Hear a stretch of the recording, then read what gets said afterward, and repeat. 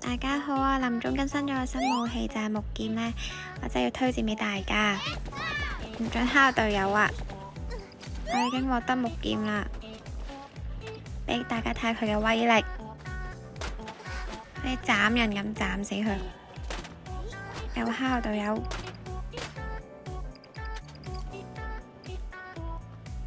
前面呢個紅色就係有噩夢嘅人啦，過去搶佢個藥水先。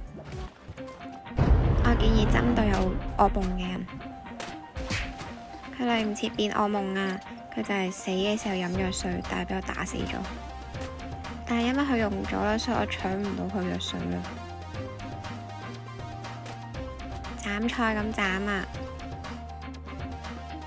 如果你燥力呢，佢仲可以向前飛咯。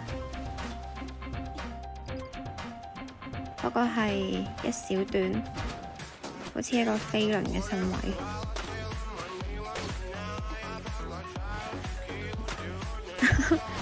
係人都斬。呢個位容易俾人夾攻，我打呢隻先。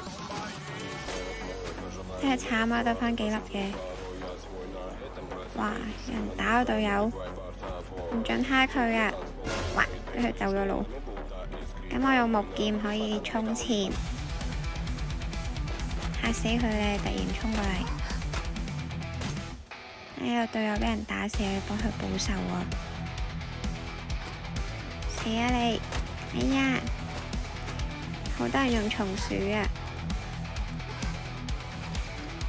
死咗啦！咁就贏咗啦！大家鍾意睇就俾個 like 我啦，拜拜。